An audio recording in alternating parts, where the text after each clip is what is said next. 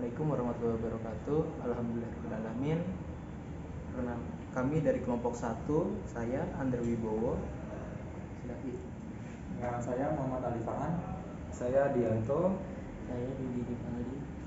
Kami selaku mahasiswa Universitas Pamulang akan menyampaikan filsafat hukum dalam rangka memenuhi tugas yang diberikan oleh dosen kami, yaitu Bapak Dedang Sumarna, Sarjana Hukum dan Magister Hukum, dosen filsafat hukum. Materi pembahasan yang akan kami sampaikan itu terkait dengan materi filsafat hukum mazhab positivisme.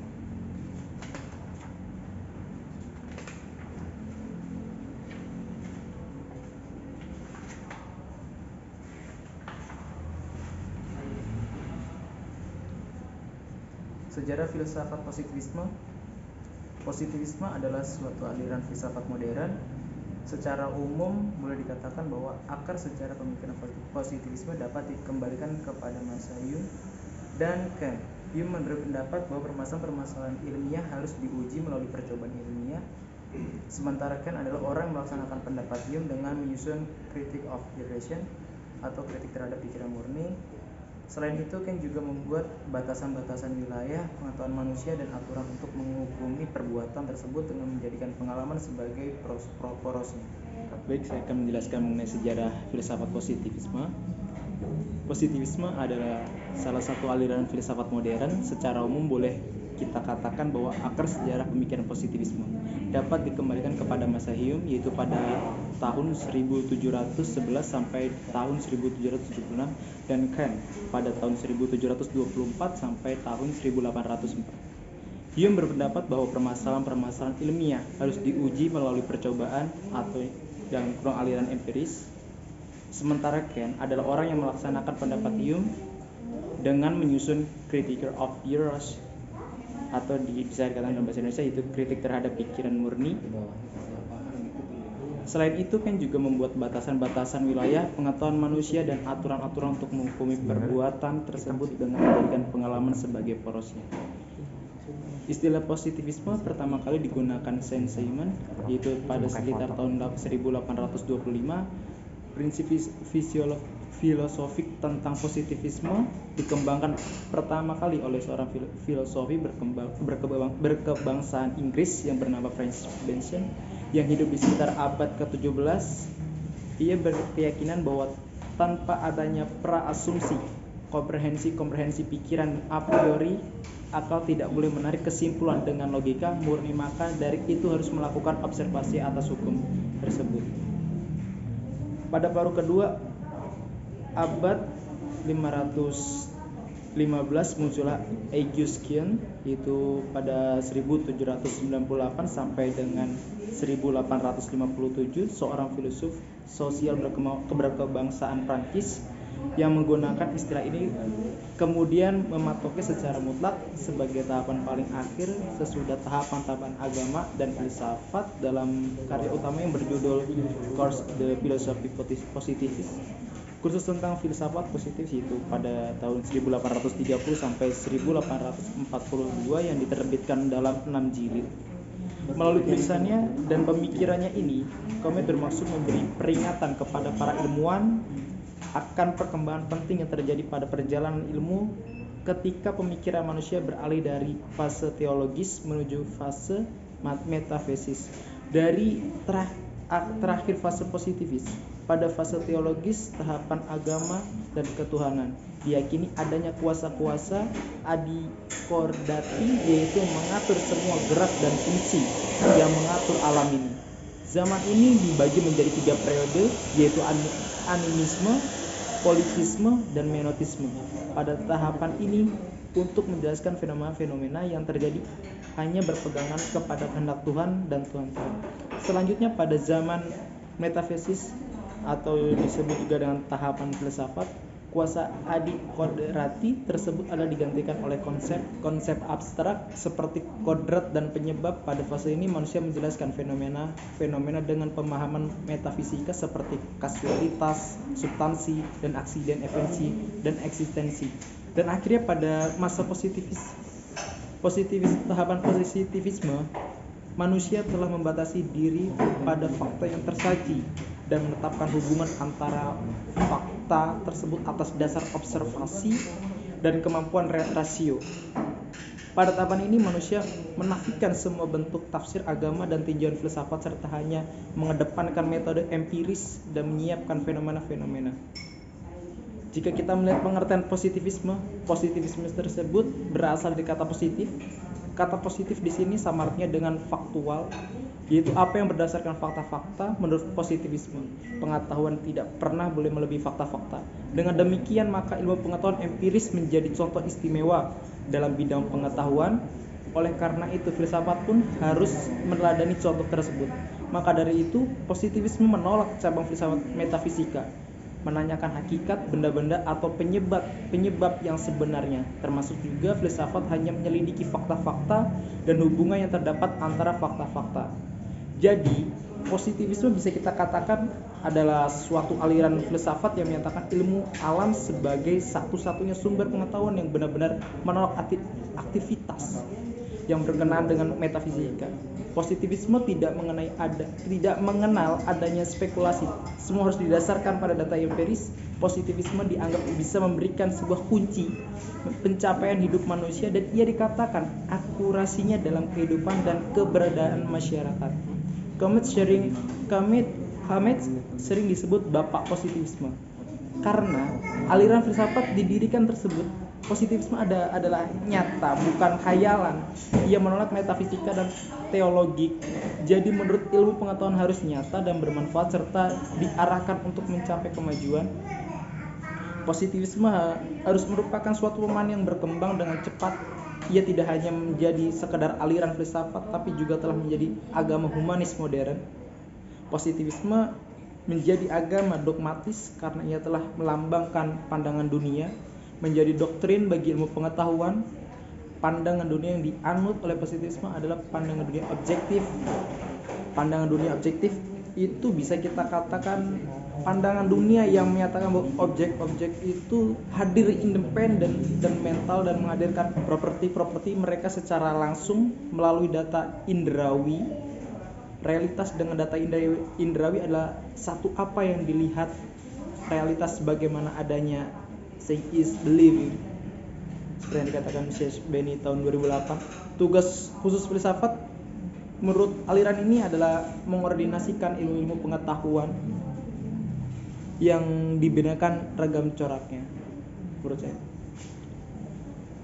melanjutkan pembahasan filsafat positivisme. Tugas khusus filsafat menurut aliran ini adalah mengkoordinasikan ilmu-ilmu pengetahuan yang beraneka ragam coraknya. Tentu saja maksud positivisme berkaitan erat dengan apa yang dicita-citakan oleh empirisme. Positivisme pun mengutamakan pengalaman, hanya saja berbeda dengan empirisme. Empirisme Inggris yang menerima pengalaman batiniah atau subjektif sebagai sumber pengetahuan. Positivisme tidak menerimanya, ia hanya mengandalkan pada fakta-fakta.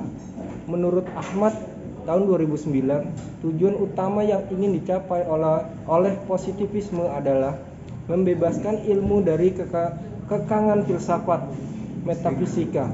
Menurut Ernest, ilmu hendaknya dijauhkan dari tafsir-tafsiran metafisis yang merusak objektivitas. Dengan menjauhkan tafsir-tafsir metafisis dari ilmu, para ilmuwan hanya akan menjadikan fakta yang dapat ditangkap dengan indera untuk menghukumi segala sesuatu. Hal ini sangat erat kaitannya dengan tugas filsafat. Menurut positivisme, tugas filsafat bukanlah menafsirkan segala sesuatu yang ada di alam. Tugas filsafat adalah memberi penjelasan logis terhadap pemikiran. Oleh karena itu, filsafat bukanlah teori. Filsafat adalah aktivitas. Filsafat tidak menghasilkan proposisi, dan filosofis. Tapi yang dihasilkan oleh filsafat adalah penjelasan terhadap proposisi. Alasan yang digunakan oleh positivisme dalam membatasi tugas filsafat di atas adalah karena filsafat bukanlah ilmu. Kata filsafat hendaklah diartikan sebagai sesuatu yang lebih tinggi atau lebih rendah dari ilmu-ilmu eksakta. Penjelasan dari hal ini adalah bahwa tugas utama dari ilmu-ilmu adalah memberi tafsiran terhadap materi yang menjadi objek ilmu tersebut.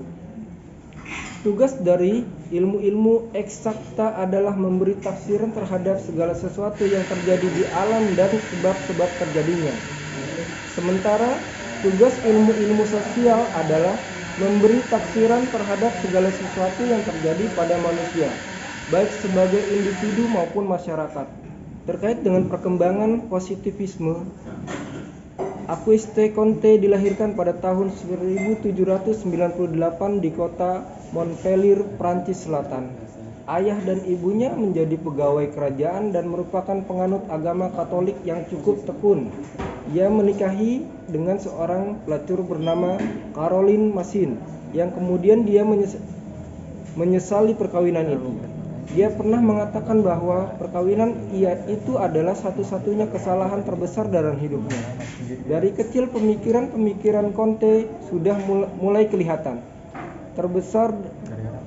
Kemudian setelah ia menyelesaikan sekolah pada jurusan politik teknik di Prancis 1814 sampai dengan 1816, dia diangkat menjadi sekretaris oleh Saint-Simon, yaitu seorang pemikir yang dalam merespon dampak negatif Renaissance menolak untuk kembali pada abad pertengahan, akan tetapi harus direspon dengan menggunakan basis intelektual, yaitu dengan berpikir empirik dan mengkaji persoalan-persoalan realitas sosial.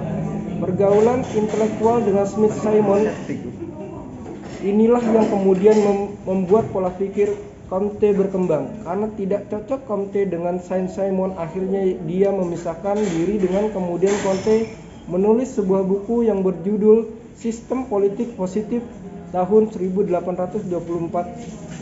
Berawal dari pemikiran Plato dan Aristoteles, Comte mencoba menggabungkan menjadi positivistik Purwanto 2008.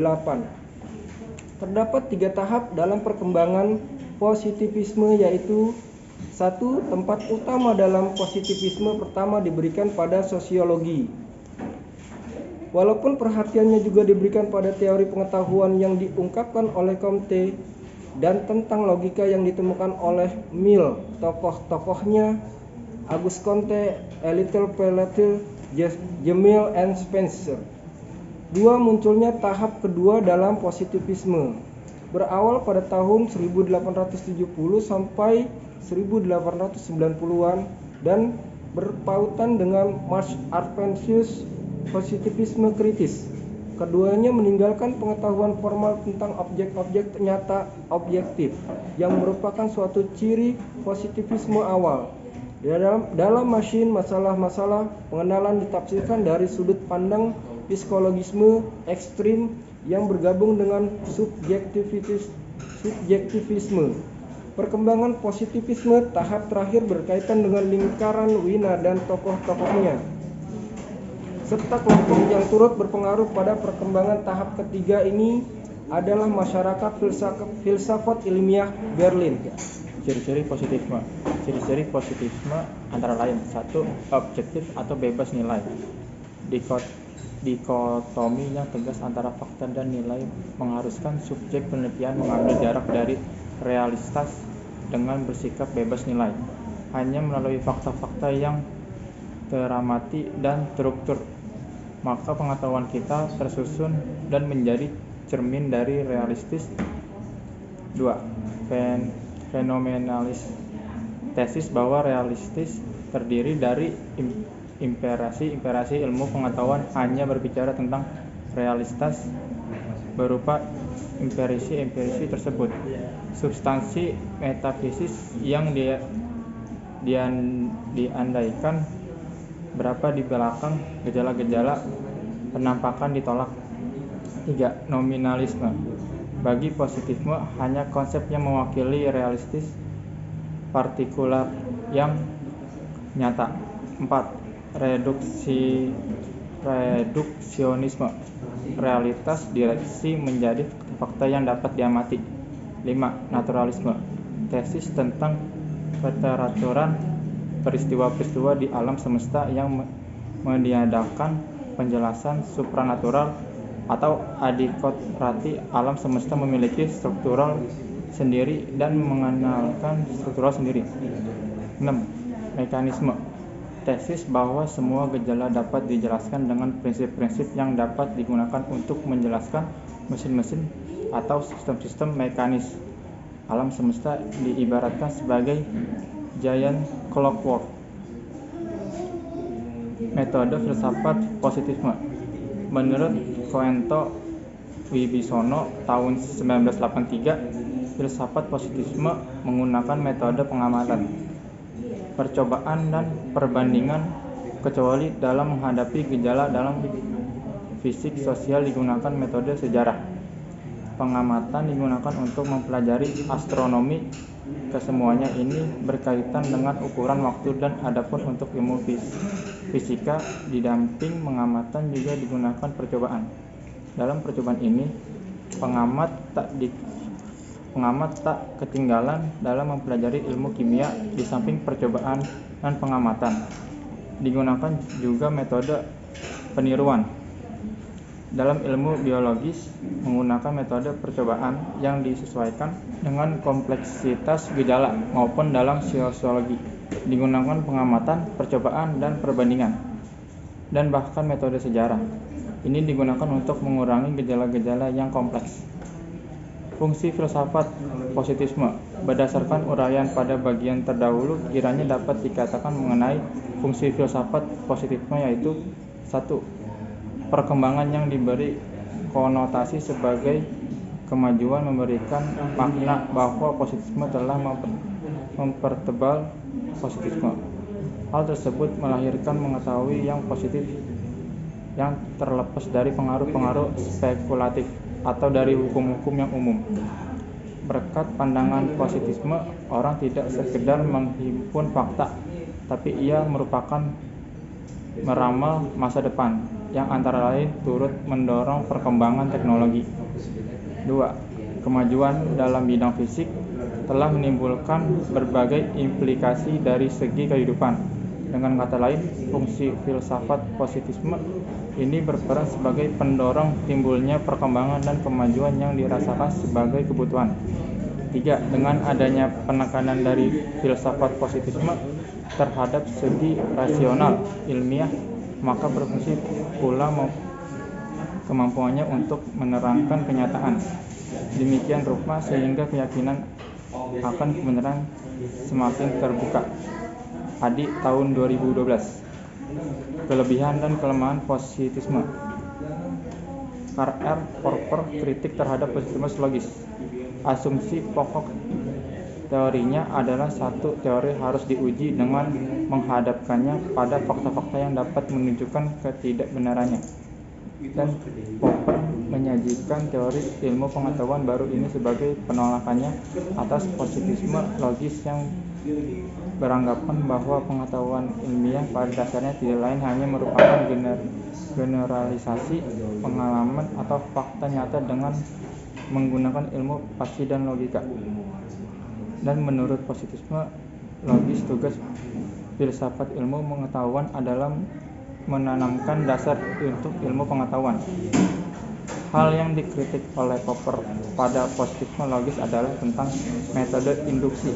Ia berpendapat bahwa induksi tidak lain hanya khayalan belaka, dan mutasi dapat menghasilkan pengetahuan ilmiah melalui induksi. Tujuan ilmu pengetahuan adalah mengembangkan pengetahuan ilmiah yang berlaku dan benar. Untuk mencapai tujuan tersebut diperlukan logika.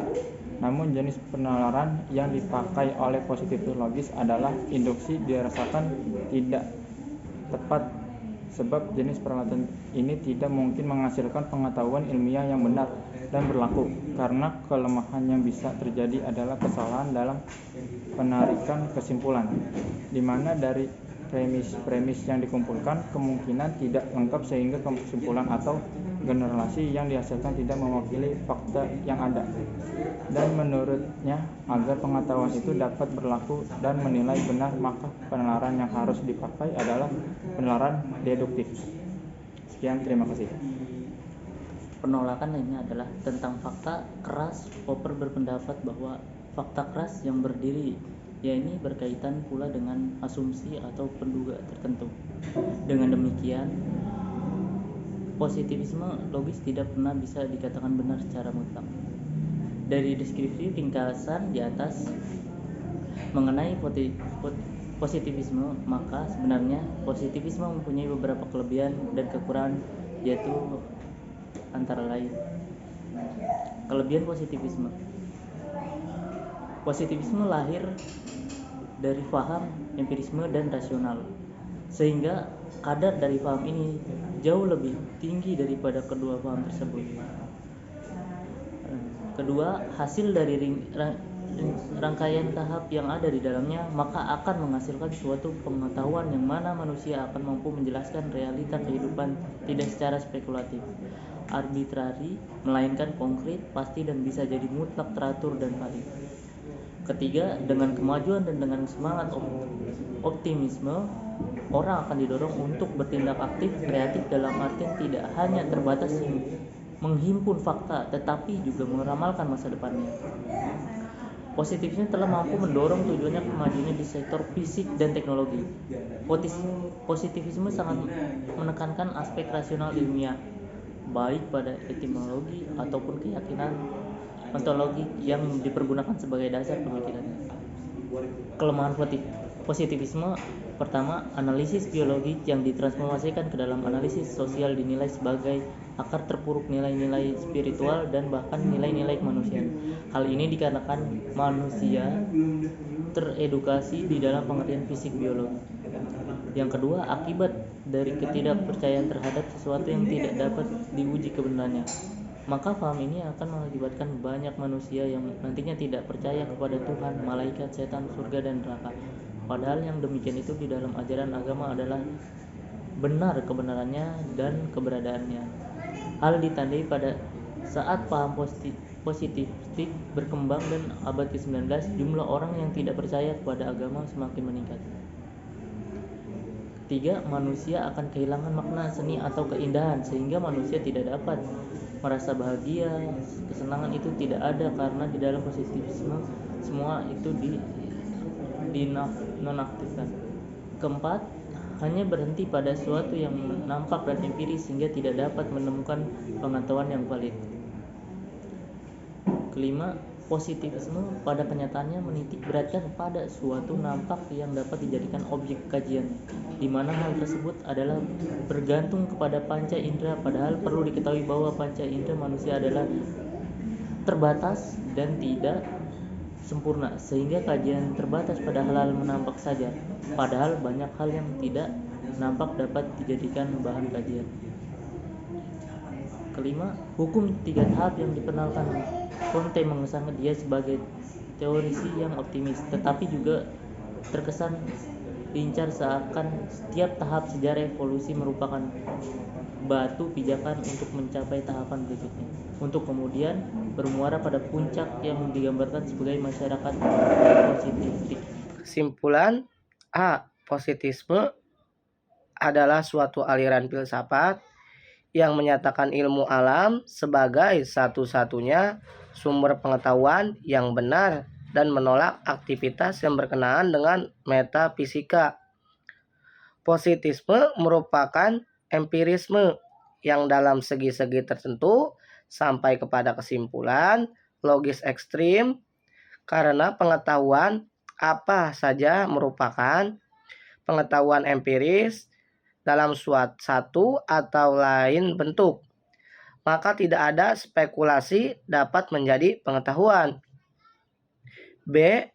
Pada dasarnya positisme adalah sebuah filsafat yang meyakini bahwa satu-satunya pengetahuan yang benar adalah yang didasarkan pada pengalaman aktualifisikal. Pengetahuan demikian hanya bisa dihasilkan melalui penetapan teori-teori melalui metode saintifik yang ketat, yang karenanya spekulasi metafisis dihindari. Positisme dalam pengertian di atas dan sebagai pendekatan telah dikenal sejak zaman Yunani kuno. Terminologi positisme dicetuskan pada pertengahan abad ke-19 oleh salah satu pendiri ilmu sosiologi, yaitu Auguste Comte. Comte percaya bahwa dalam alam pikiran manusia melewati 3 tahapan historis, yang teologi, metafisik, dan ilmiah. C. Tokoh-tokoh yang menganut paham positisme. Auguste Comte dari tahun 1798 sampai dengan 1897. John Stuart Mill dari tahun 1806 sampai dengan 1873. Dan H. Taine dari 1828 sampai 1893. Dan Emily Durkheim dari tahun 1852 sampai 1917. B. Saran. Jadikanlah makalah ini sebagai media untuk memahami di antara sumber aliran filsafat modern yang bisa memberikan kekuasaan bagi adanya bahan-bahan yang bersifat pengalaman. Cukup sekian, terima kasih dari kelompok 1. Terima kasih untuk semuanya. Wassalamualaikum warahmatullahi wabarakatuh.